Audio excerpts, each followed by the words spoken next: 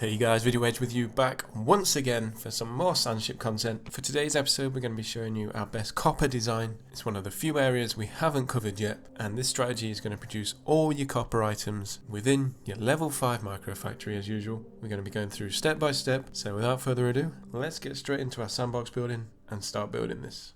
So we can see here, these are the 4 materials we're going to be crafting within this micro factory. Feel free to build this alongside us as we go through. So the very first element of this design we're going to build is the copper plates. And to do that, we're going to start off by placing a synthesizer in the middle, followed by a fast splitter and 2 regular splitters. That's just to maximize the output here. If you haven't got fast splitters yet, you can use regular splitters, but as usual, the output will be slightly less. So once we've got those splitters in place, we're then going to heat them up, press them down, and export these 4 lines of plates, like so. So that's the first element crafted, guys. We're then going to look at the copper rod element, and we're going to place another synthesizer just above the first one. We're going to use a regular splitter here and then heat them up. And we need to press these down before turning them into rods. Now, a really handy tip on saving some space here when you're crafting your rods is to drag the belts out to the far side of these splitters. That'll give it enough time to cool down, and you can directly feed them into your cutters afterwards before finally exporting these once again.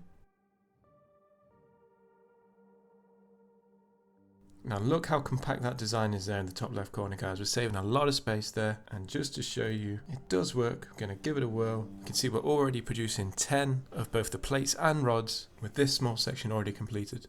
So the next step in this copper design is to craft the copper wires. This is the most complex part, and it's going to take up the most amount of space. And we're going to start it off by placing the synthesizer down in this bottom right corner like so. Now we would usually split them before heating them to produce a little bit more output, but we're going to do it the other way around this time, just so we can fit all the designs in. It's not going to compromise too much, as you will see later on.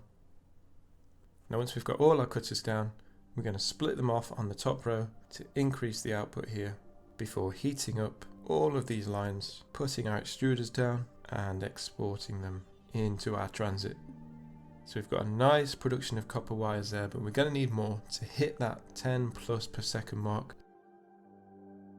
So we're going to put another synthesizer down and copy that design like so. Again, heating before we split, just to save on the amount of space, and then replicating the same strategy as we have just done down at the bottom.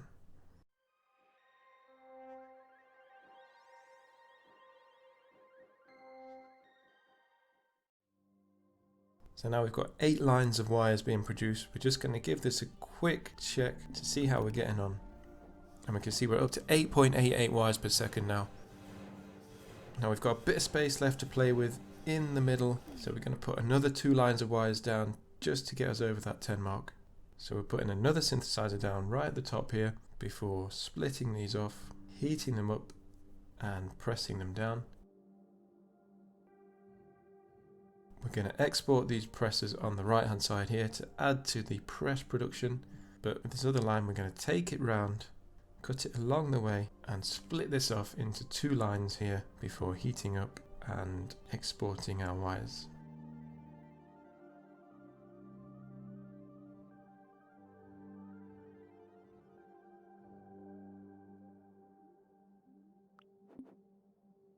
Now if we just test this out, we can see we're up to 11.1 wires, which is fantastic, and we've got a little bit of space left on this middle left hand side here. So in order to get the final copper item, what we're going to do is we're going to put some fast grabbers and exporters, and they're just going to feed the raw copper into these to gather our final material here.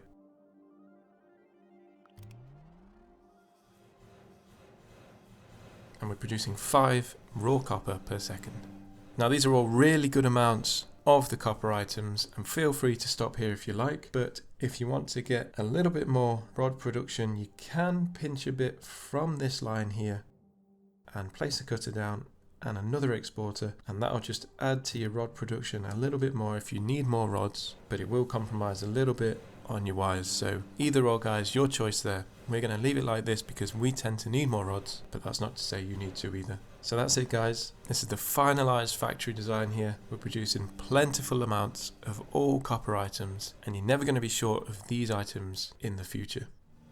A quick check of the blueprint here, and we're going to export this into our micro factory. We can see here we're at 34k, a lot of base materials needed. The gears are only coming into play with that fast tech, so don't worry about those if you're not using the fast tech on this one. So let's go ahead and get this into our factory.